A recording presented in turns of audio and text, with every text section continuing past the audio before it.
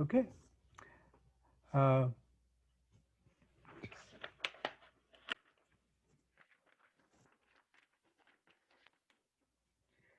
well, congratulations, Ray, on being selected as a Next Avenue influencer on aging.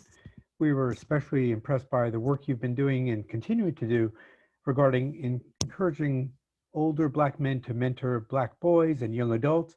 And we'll talk about that shortly. But first, I wonder if you could talk a little bit about your career path, and then about Metromorphosis, which you run. Yeah, so thank you very much for the honor, and it is an honor as I continue to have the fortune of waking up each day and earning more gray hair. This whole notion of how we understand aging and the role of the elders in our community is particularly important to me, and increasingly important at the work that I do at Metromorphosis. In terms of a career path, it's been a really interesting one. I have served, first of all, I grew up in a family here in Baton Rouge, Louisiana that was very active. My great uncle was active in the civil rights movement. My father joined in that journey. Was very active in the community. And so I grew up in an environment where giving back to the community was a part of life and who you were. So I actually was living in Phoenix, Arizona, came back to Baton Rouge to help my dad run for the Louisiana legislature in what I thought was a one-year return visit. Came back, my father won a very improbable election, uh, started not feeling well, got sick, and 6 months later he died. Oh, I'm sorry. And my mom asked me to run to finish out that term, to which I responded, okay, mom, but one term. I need to go back to Phoenix. And here it is, a whole bunch. That was 1983. Mm. So we're talking 37 years ago. And I've still not made it back to Phoenix to live again. But I served in the Louisiana legislature. I ended up serving 4 terms in the Louisiana legislature. I went to our state Department of Health and Hospitals, where I ran a state agency focused on people and families of people with developmental disabilities. I was later appointed by then Governor Kathleen Blanco to lead, to be the Deputy Secretary, the Chief Operating Officer of the Department of then Health and Hospitals, the largest state agency at the time, 12,000 employees, an $8.5 billion budget. And I did that for a year and a half or so, and then Hurricane Katrina happened. And Governor Blanco asked me shortly afterwards to lead a nonprofit that she had formed focused on helping displaced families, the Louisiana Family Recovery Corps. And so I did that for a few years. And oh, by the way, along that path, I uh, accepted what I felt was an unmistakable call to ministry, and ended up being elected pastor of the congregation that I grew up in, and ended up serving as the pastor of that congregation for 23 years. That's the Star Hill Church. Star Hill Church for 23 years. A pivotal moment for me, Rich, was I ended up being selected to participate in the Advanced Leadership Initiative at Harvard. It was an embryonic effort at that point. I was actually in the second cohort. Got to meet 21 people from around the world, spent time in Cambridge, but it made me begin to think differently about how I deploy myself. How do I use the gifts, talents, abilities, experiences, networks, relationships that I have to make a difference in the world to the degree that I can? Can I alter the course of Western civilization? No. Can I make my community a better place to live? Probably. And so that's when I began to be thoughtful about that. That was 2010, 2011. The work of Metromorphosis emerged from that. We actually incorporated Metromorphosis in 2012. And I In 2017, December of 2017 was the end of my 23rd year at Star Hill, and I shared with the people of Star Hill Church uh, that my season was up. And that in this quarter of my life, I jokingly share with my friends that I'm entering the fourth quarter. It's early in the fourth quarter, I hope, but nevertheless, I recognize it as the fourth quarter in terms of public service. And so how do I think about that? How do I use the resources at Metromorphosis and my own self to make a difference in this stage of life? And what is Metromorphosis? What do you do there? What does it do? Metromorphosis is a not-for-profit that's focused on transforming urban communities from within. And so our primary focus is on inner city neighborhoods and things that impact them, the people and families who live there, and how do we bring about change that begins with the people and assets that are already found in inner city neighborhoods. We believe that it is about creating this tipping point of engaged citizens, mobilized people who are actively working. And so we focus on mobilizing people, building catalytic partnerships with people. We also are focused on activating and reactivating assets that exist in inner city neighborhoods, as well as changing the narratives that are surrounding inner city neighborhoods and the people who live in them. And so we have a number of strategies that we do to make that happen, but that's primarily at the heart of what we do.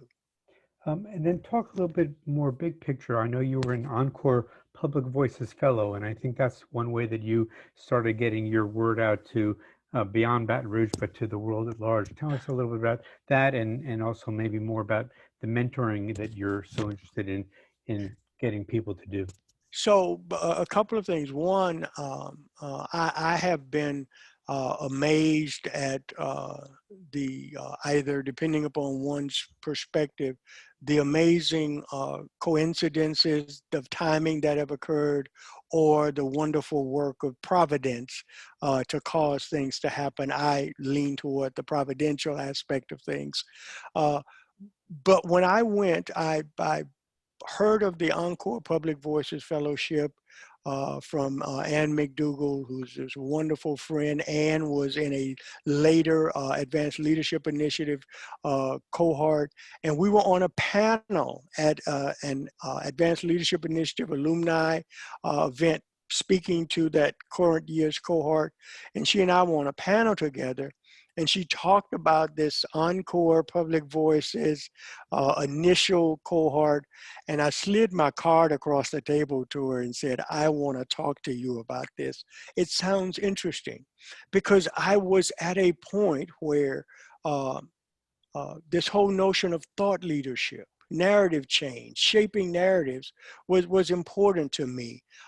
And so I thought that Encore Public Voices was a wonderful opportunity for that. Little did I know just how meaningful the opportunity was, because not only uh, did I understand some of the technology, if you will, of amplifying one's voice, I got to meet these amazing people who were thinking about aging and longevity and intergenerational relationships. And that conversation has expanded to talk about justice and equity. And so it was just this amazing synergy with where I was. Because I mean, it's unmistakable, the gray that I have. I also recognized, and this leads to the mentoring conversation, that there were always older men who poured into my life, from my great uncle, my father, uh, high school and college football coaches, acquaintances. There were always these older men who poured into my life. And so I began to think about this word legacy, but in a very different perspective. Not what is it that I can leave behind that has my name on it, but what is it that I can leave behind that lives on after me? And what do I do with the experiences that I have gone through in life? How do I use those to make life better for others? And so I began to this Encore Public Voices just created this great platform, helped me to begin to think about this whole issue of aging and longevity. You know, it's my hope to live a long life, but uh, as I've shared with folks, we baby boomers, as we have danced across the timeline, we have reconstructed everything along the way. And there is this reconstruction of aging that is happening. And I wanted to be a part of that. You know, if I have the good fortune of waking up on February 14th in 2021, I will join 9,999 other folks in turning 65 on that day. And so what does that mean? And so that's the world that Encore Public Voices opened for me. And I began to think about mentoring in a couple of ways. First of all, how do we value the voices of our elders? One of the things that I post cyclically on Twitter is we must uh, uh, redeem the word elder from the word elderly. Mm-hmm. We must free this rich notion of the voices and the wisdom of the elders from this construct of being elderly. And we've done a couple of things at Metromorphosis, for example. We've initiated what we call the Urban Elders Council. And it is at this point 7 wonderfully accomplished, bright people who all happen to be over the age of 60. And right now, they are working intergenerationally with a group of young social media influencers around the whole issue of the census. And speaking to a couple of other really important issues in our community. And so how do we create these relationships and the structures that encourage and support these relationships where the wisdom of the elders can be poured into the next generation? And what I have found, as I have read, and I think Mark Friedman does a wonderful job of writing about this in his book, uh, if you create the container, it happens intuitively. That there is something innate about sharing with the next generation. And so we work to create those containers. But I wrote, and one of the pieces that you and your wonderful group at Next Avenue were so wonderful to publish was around this whole notion of older Black men and the responsibility that we have with young men. I'll share with you a quick story. I was a 9th grader, and I thought that I'd had enough school for one day. And so I excused myself early than the regular structures would have deemed appropriate. And I was walking in the neighborhood, and a gentleman that I had known all of my life was standing on the street corner. And he stopped me and he said, "Where are you going?" And I said something to him. And he said, "No, you are going to take your back to school." And I thought that I was going to be a smart aleck. And I said to him, "But Kenny, you dropped out of school." And he said, "Yeah, and you're not going to make the same mistake I did." And he walked me literally back to the back gate of the school where he knew that I had absconded through. And I went back to school. And so I share with folks that a high school dropout helped me graduate from high school. And so you don't have to have all of the credentials. There is value that we have from our experiences that we can share. And the outcomes today for Black boys and young men, 16 to 24, 14 to 24, is not really good in America today. And so, what is my obligation? I grew up in a neighborhood that today is seeing violence in the streets and other things. What's my obligation to that community? How do I pay forward the deposit that others made into my life? And how do we begin to think about, those structures? I wrote in the article that you guys printed that there were these group of young boys who were in the gym in boxing gloves fighting after school. They were not gang fighting. They were going in one after one, but they didn't have anybody's approval, and the school system was about to suspend them. And I looked at it, and there was this discussion that took place about the well-being of these all young African-American boys, and the missing face were African-American men. And the question was, so where are we? And what is our obligation? And so one of the things that we consistently push forward is that those who have lived the experiences have an obligation. And so we look to build structures, to look at existing structures and relationships to see how we can increase that engagement and that investment in the well-being of that generation. Well, tell me a little bit more about that. How can older people, older Black people in this case, do that kind of mentoring if they want to do it? And we can talk a little bit about how the pandemic has changed things, but even putting that aside for a moment, what would you like to see happen, and how can it happen? So we have resources in our communities. I specifically wrote of one example in the piece. I am a member of a fraternity of college-educated African-American, almost exclusively males, Kappa Alpha Psi fraternity. There are other basically exclusively African-American male fraternities and fraternal organizations in the community. I shared in the article that, again, coincidentally or providentially, around the same time that this incident happened at the school with these young boys, I received my quarterly journal from my fraternity that was focused on seniors. And they had 504 pictures of African-American men in this fraternity who were over the age of 75. And I imagined what that number would look like if we dropped it to 60 or 55. And that's just one organization. And what happens if there is a coordinated strategy where these college-educated Black men started showing up on high school campuses or middle school campuses or elementary school campuses in round numbers?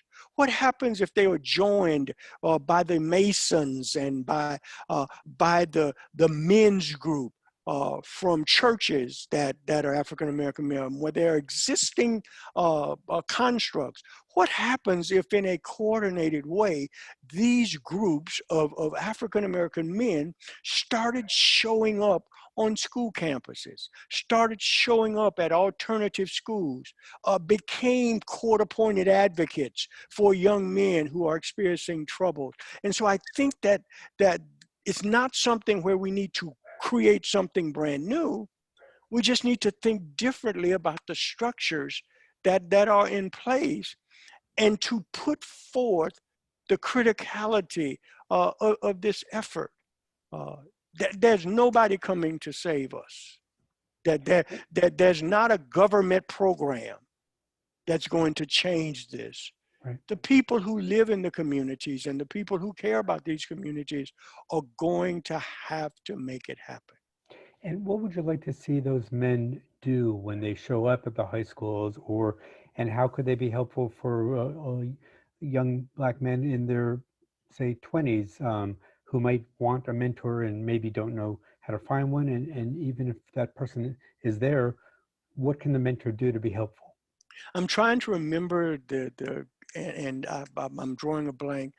There was a gentleman who was a professor at Princeton, I believe, and he wrote an article where he talked about old heads. Mhm. And the old heads were the Kennys that I mentioned, who was hanging on street corners, who poured into the lives of others, even though they didn't have credentials and other things. And what they did more than anything else was just be there, to be in relationship, to listen. Mhm. We recently, Metromorphosis recently, we have an effort focused on African American males, the Urban Congress on African American Males. We recently hosted some listening sessions. We included a group from 14 to 17 and one from 18 to 24. And Rich, one of the things that was crystal clear was that what these young men wanted more than anything else was a safe space to be transparent. Mhm. What we heard over and over again was, this is the first time that I've been in a place with older Black men where I could just say what I was thinking. Mm. And so I think that it is first about just being there. Mhm. You know, so I think sometimes we make it more complicated than it has to be. You know, we come up with these grand, and some might suggest grandiose curriculum, and other things. And sometimes it's just being there and listening and seeing if there is an intersection in your experiences that you can speak to, Mm. and that you can share some wisdom with. And so, you know, on these school campuses, I think it's being present. I think it's building a relationship.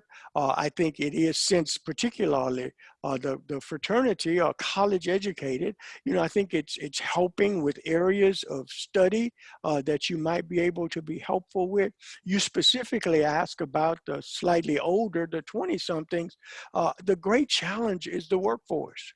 How do I get into the workforce? There are a significant number of young African American males who've not completed high school. And so sitting down and talking with a young man and helping them to chart a path into the workforce and supporting them in making that happen, Mm. helping them prepare for to go fill out the application. If they're going for an interview, help them to understand for the interview. Help them tie a necktie to show up for the interview. Talk to them, mock interview with them. Help them be prepared to get the job. Help them to understand the importance of being prepared to pass a drug test. You know, just really, really practical things.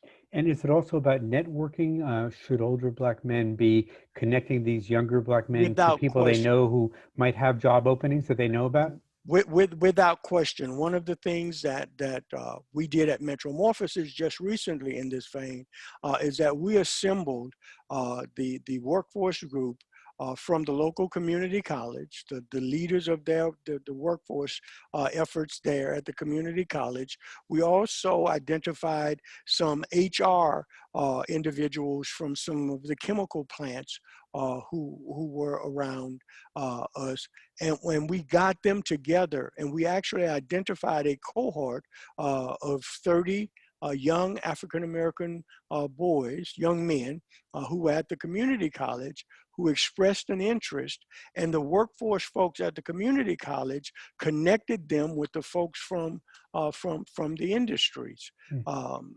We're not finished, but I will share that a number of these young men are very likely to go on uh, to what will really be life-changing opportunities. Because I mean, a chemical operator in our community is a $70,000 a year base salary. Mhm.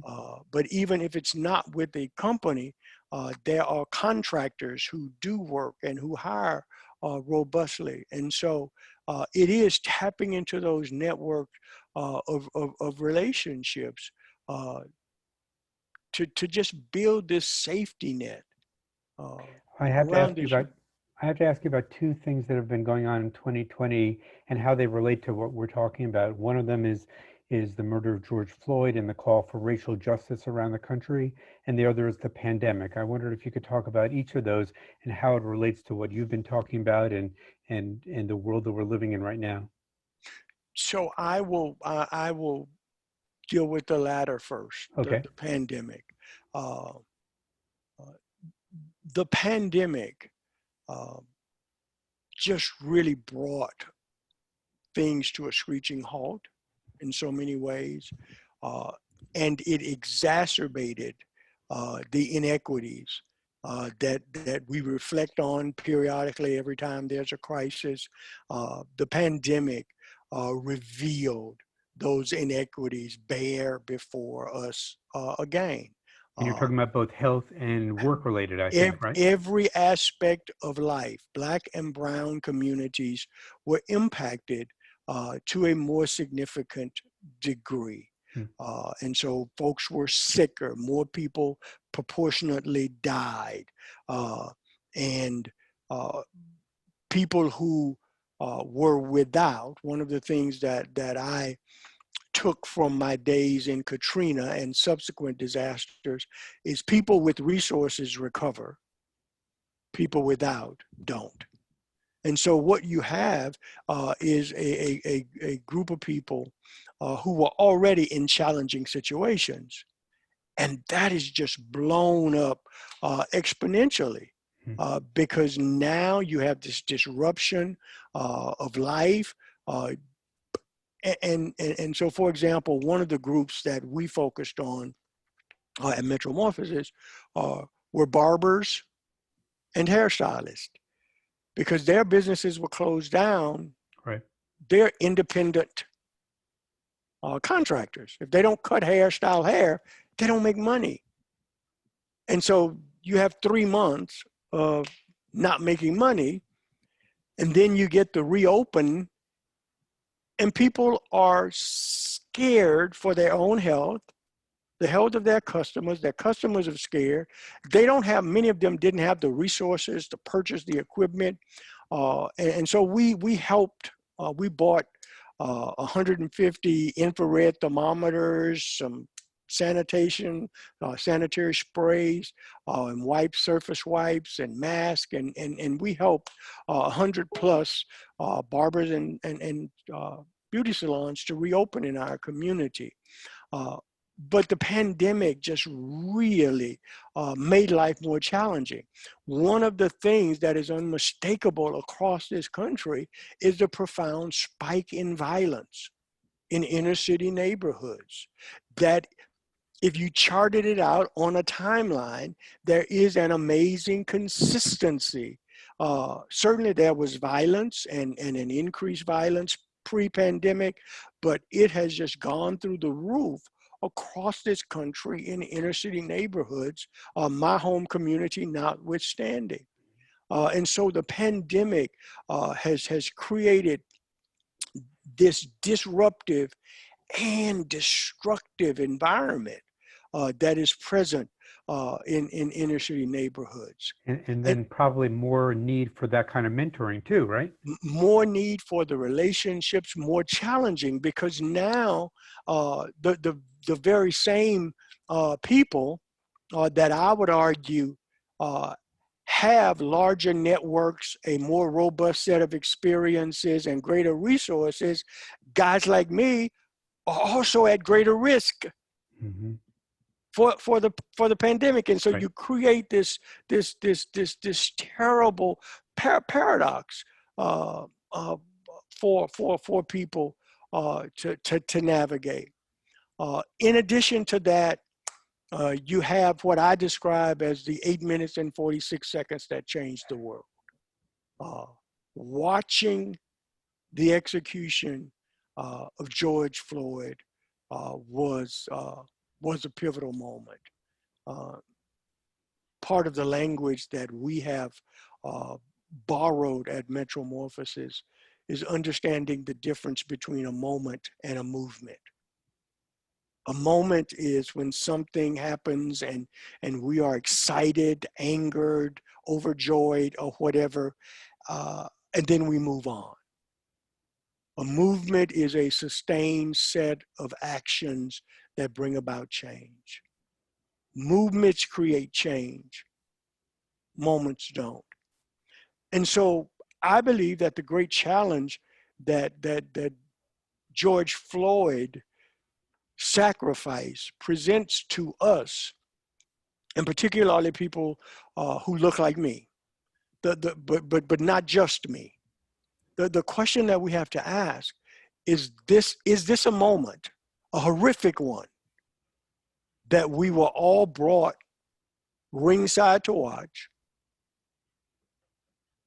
or does it call attention to this movement for equity and for change? There have been a lot of things that have happened. There have been a lot of other moments that have come along to kind of pull attention away from it. But I think George Floyd's death will lead to some very significant change in our country. That's my belief, and that is my hope. I saw you wrote something interesting in the Baton Rouge Advocate, and I'm going to quote you. It said, "Creating a better, brighter future demands that we as elders sometimes take a back seat." I wondered if you could talk about what you mean there. Powerful movements are almost always energized by young people. It was true of the civil rights movement. It's true of the equal rights movement. It was true of the gay rights movement. Younger people energize movements, but the wisdom of the elders make them effective. And I think that sometimes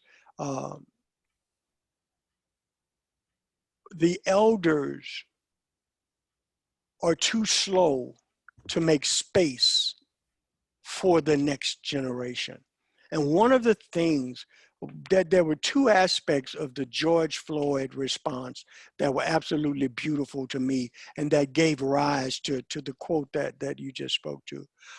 One was the diversity of the response.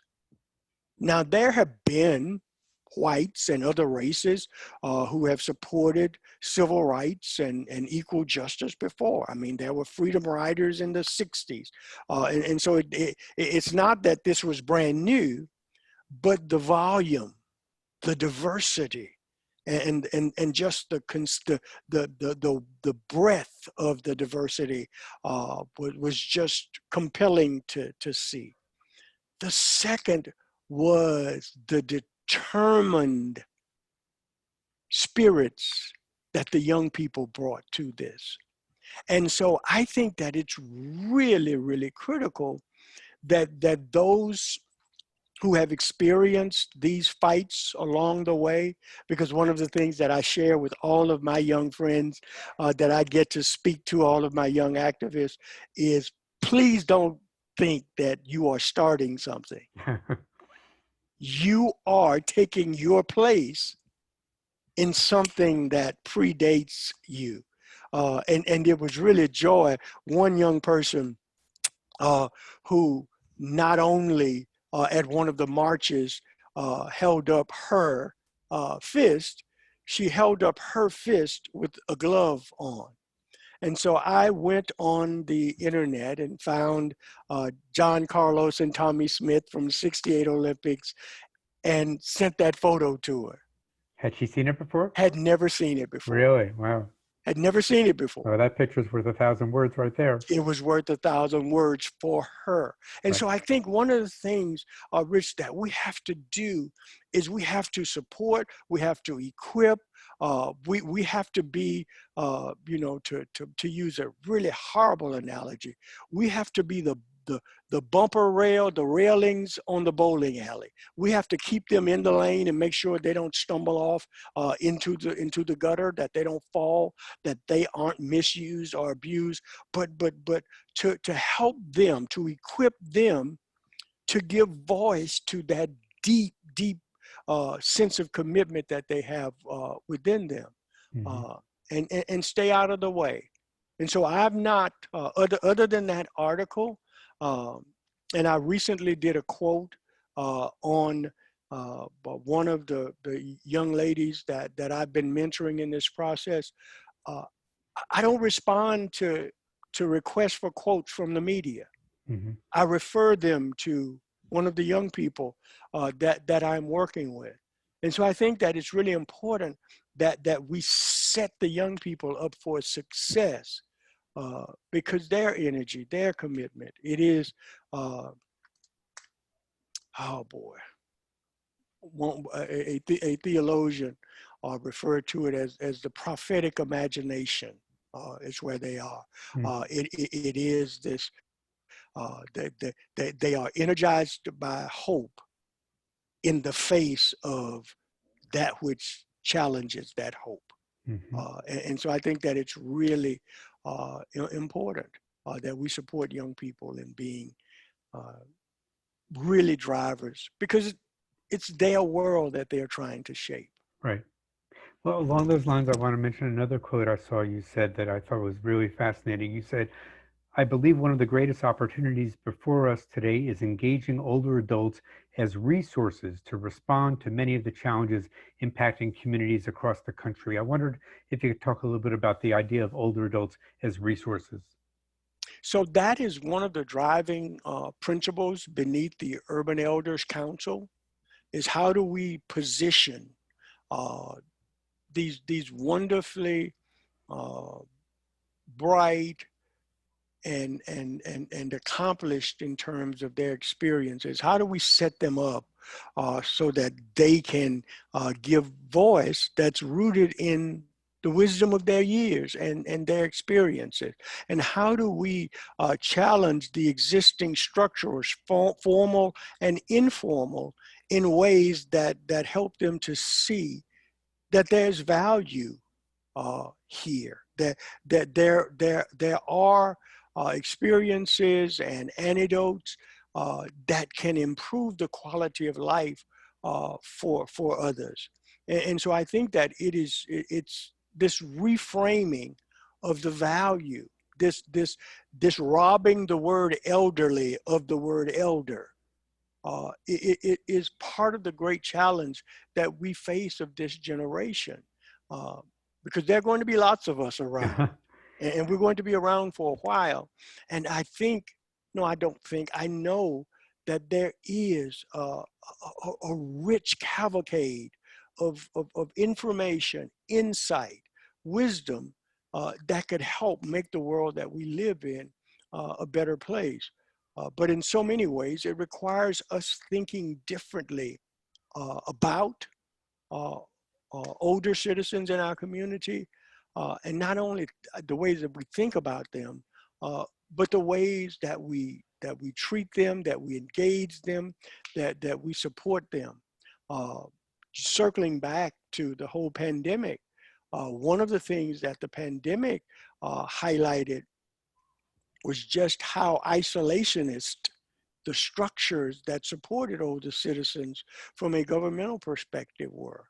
And that if there were not, if these congregate settings were not available, that lots and lots and lots of older citizens lived isolated lives. And so how do we think differently about these folks and recognize that uh, they can be a part of our neighborhood associations. They can be a part of our public sector advisory councils. I actually advised our mayor that she actually needed an elders advisory council, Mm. a group of wise old voices who've seen lots in this community and seen a lot through the course of their lives to speak to it. And so I think this elevating the perspective of the elder, creating these intergenerational interactions and engagements is really the work of this generation and the work of this time. Um, speaking about the pandemic, I know you've been appointed to the Louisiana COVID-19 Health Equity Task Force. I wondered if you could talk a little bit about what you hope to achieve there and how that's going so far. Well, I just literally on last week stepped aside from the COVID-19 Oh, task force, but I did serve, and I had the opportunity to lead the community outreach and stakeholder engagement committee. I think that our governor and the individuals that he appointed to lead this task force have just done an amazing job. Uh, our governor, to his credit, uh, saw very early on the trends that Black and brown people were being impacted in our state when we were a hotspot. Um, we were 38% of our state's population or thereabouts, and at that point in time, we were 70% of the people who had died. mm, Uh, and so he saw these numbers early on, and he set up the task force with that vision in mind. Part of what we did in the community outreach and stakeholder engagement group was to point out the importance of recognizing existing infrastructures and assets where there were collaboratives, how you engage with them, and then how does government position itself uh, to uh, to take advantage of existing resources.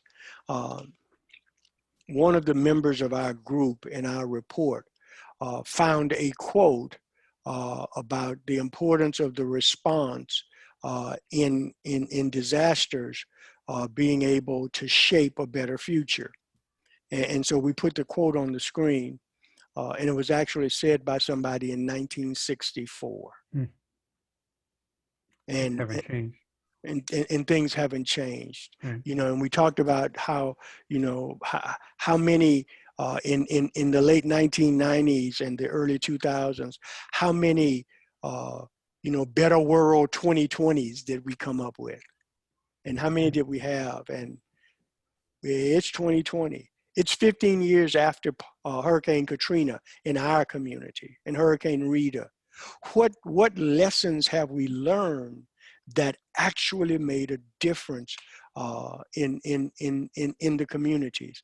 And so that is, in my opinion, what makes this task force different than any other task force, any other blue ribbon commission, or any of these other wonderful advisory things that I have been blessed to be a part of in my life, is that this group of wonderfully brilliant people who are on the task force are really being thoughtful about what is it that we need to do so that we don't just respond to the revealing of these inequities next time, but how do we act? How do we use the horrors of COVID-19 as an impetus to actually structurally attack the inequities that have been once again revealed for us? What needs to be different in public health? How do we respond different in the governor's office of aging and elderly affairs? What needs to be different in our educational structures? And what do we need to be doing differently to really respond to the inequities that are being revealed? And so that is that is what I left the task force with, this great hopefulness that their perspective is a very different one. Mm. And are you hopeful about prospects for mentoring? Are you seeing more older Black men who are taking this on, or are you concerned that not enough are getting the message? Both, both. I am very, very hopeful. What I see, and you know, through the wonders of Zoom, uh, most of the time the wonders of Zoom, sometimes the horrors of Zoom, but through the wonders of Zoom, I've been able to take part in a number of conversations with people from around the country. One of the things that Zoom has made a lot simpler is to engage and network with people outside of your local community. Uh, and or at least it's call attention to it in a stark way. And what I am seeing is this recognition that we as older Black men have a responsibility to our to our sons and to our relatives, especially those of us who are from the communities that are most plagued by all of these negative outcomes, whether it is around education or health or law enforcement encounters or other things. And so, yes, I am hopeful by what I see. I actually took part recently. The mayor of our community hosted a small but robust group of people for an in-face gathering, talking about creating a safe, hopeful, and healthy community. And I was strongly encouraged by the number of Black men who were in the room. Good. And who were actively engaged and who were talking about their work and the organizations that they are part of or that they lead. And so, yes, I am hopeful, but there also is room for so many more to build these relationships and to walk beside people who are trying to figure out how to navigate a world that has become increasingly complex. I want to just finish by saying I saw that you describe yourself as an elder in training, and I wonder what you mean by that. I'm still trying to figure out what truly being an elder means. I have a picture in my office, and I actually took a picture of the picture on my phone. I'm about to post it on my social media because it is a driver for so much. I have a picture of my great-grandmother and great-grandfather in my office. I grew up as a young boy next door to them. I still today treasure the wisdom that they spoke into my life. Neither one of them could write. Both of them signed their name with an X. But I watched my great-grandfather buy and sell acres of land and other things with a handshake. And he would fondly say, the difference between money and a good name is when you die, you can take the good name with you. And just all, and I can recall them sitting in their rocking chairs on their front porch with their kids and grandkids and other people at varying times sitting on the porch, sitting and talking about life and asking them, Grandma, what about? Grandpa, what about? There was this recognition that these people were wise, that they were driven by a set of values. They care, family mattered to them. And family values was not a term that would have had any meaning for them, but they valued family. They valued neighbors, they valued people, but they also understood that they had a responsibility to those around them. And so I want to be that.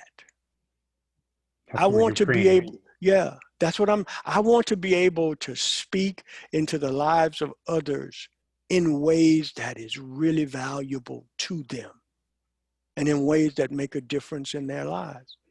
Because I am who I am, not just because of my great-grandmother and great-grandfather, but there were elders who spoke into my life all along the way.